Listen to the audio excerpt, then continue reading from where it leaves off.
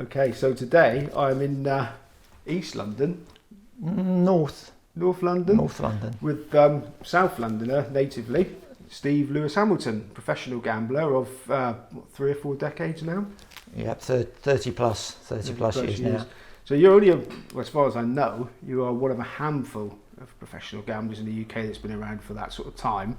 Just briefly whet people's appetites. What's the secret of staying ahead of the game? I wish there was one secret, Simon. I'm afraid there's not. For me, everybody works differently, but for me, it's still hard work, and I'm still 30 odd years later. I'm putting in more work now than I did when I first started, and it's just trying to keep on top of it. The bottom line, I can explain all the different things. The bottom line comes down to value betting, and I think that's a subject maybe that we'll touch on later, but that's what it comes down to. But the only way that you get that value or ascertain that value for me is by doing the prep work that I do. Okay, we're going to go into all the nitty gritty, where you came from, how you work, how you used to work, all that stuff. But we're going to buck the trend a bit with these interviews. First of all, you want to talk about the future of betting or gambling. I don't even know myself what you're going to say, so fire away. I know it's something that you're keen to. Yeah, it's at the moment. It's really concerning as to what direction we're heading in, because I think with everything in life, the main thing that you need is knowledge. You need knowledge, and you need to know how a particular, whatever business it is, and how does it operate. If you're looking at a sport, why does team A beat team B? What's the mechanics behind it? And I just feel with betting now, it's so limited as to where anybody can bet. If you've got any idea, any clue, any edge at all, it's nigh on impossible to bet with a bookmaker. So you're forced onto the exchanges, and that's where now the vast majority of my betting goes, is on the exchanges. And I just feel that the bookmakers in a way are missing a trick. We've got a new generation. Obviously everybody seems to want quick results. They're on their phones, so it's a quick bet on whether it's the football, the cricket, and they want to be in and out. What concerns me the most is that bookmakers at the moment appear to me to be promoting betting, but once, and they're using sports to do that, but once they've got those people betting on a particular sport, they're trying to wean them over to virtual reality betting, to slot machine betting online, whether it's slot machine betting in the shops, and people need to understand that you can't win doing that. Long term, you can't win doing that. It's impossible. That's why bookmakers are trying to get people onto it. And I just feel if people were, in general, if there was an explanation as to odds percentages, the reasons why or how you can win, that it is feasible. If you've got an expertise at any particular sport, whether it's, as I say, football, cricket, rugby, there is a chance that you can win, providing you understand the odds and the percentages in there. But nobody seems to explain that.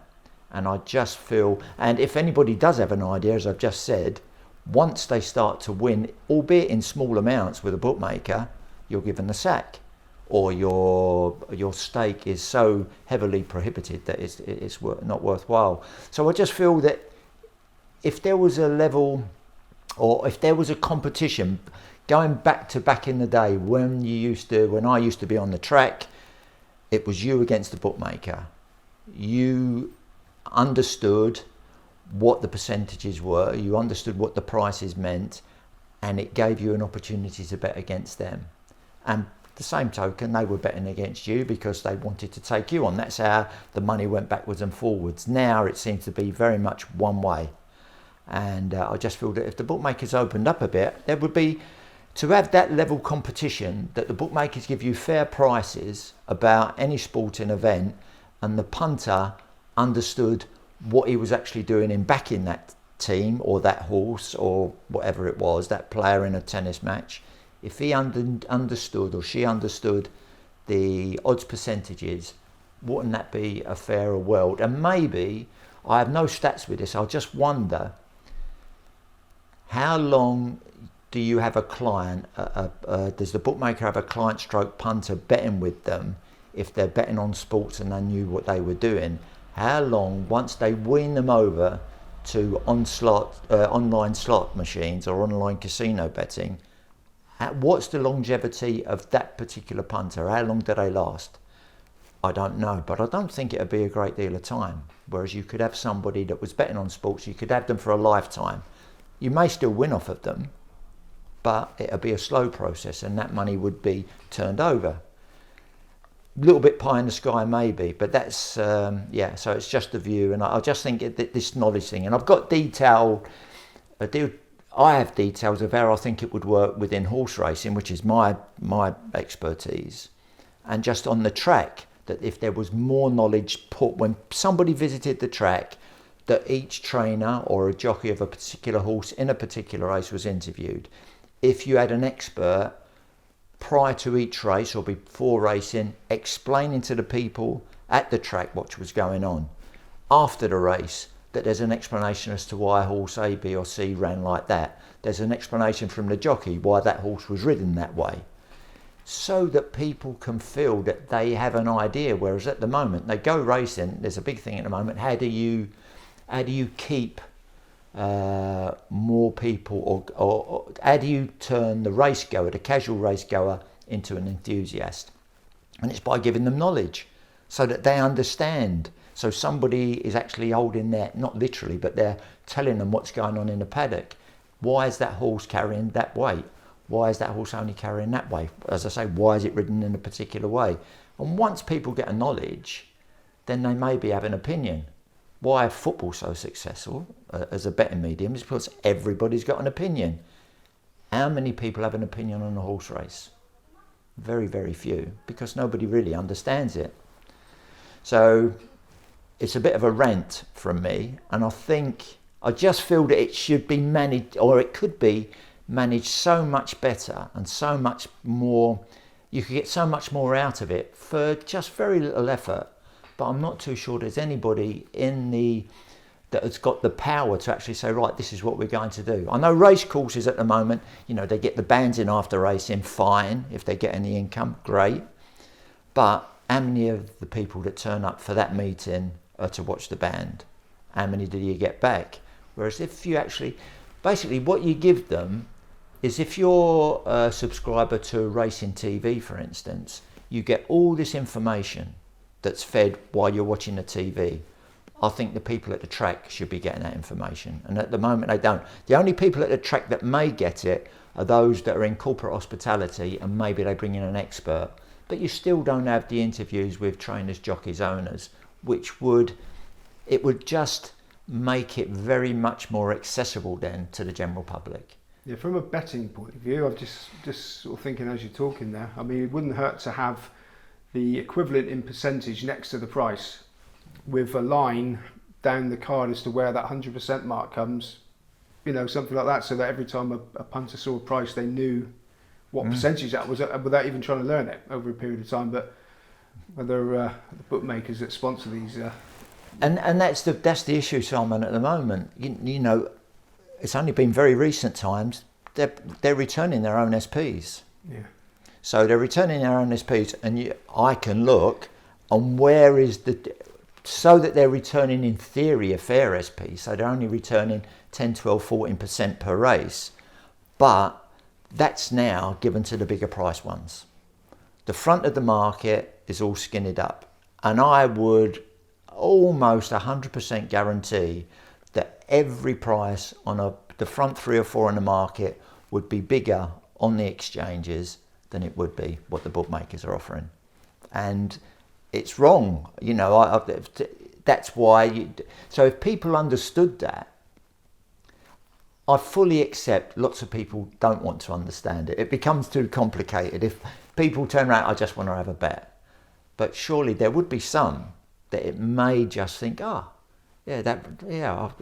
interested in that. And just realise, because you wouldn't, I always ask, why do people want to bet? Are you looking for entertainment? Is it just a pure leisure thing? Does it give you more interest when you're watching a particular match or race that you have to have a bet on it? But I know from when I started, it was like you have to make the decision. Are you prepared to lose? How much are you prepared to pay for that entertainment? Or am I really looking to win? Is it feasible to win? Can I win? And if it is, how do I go about doing it? And so all those questions have to be answered if you want to do it.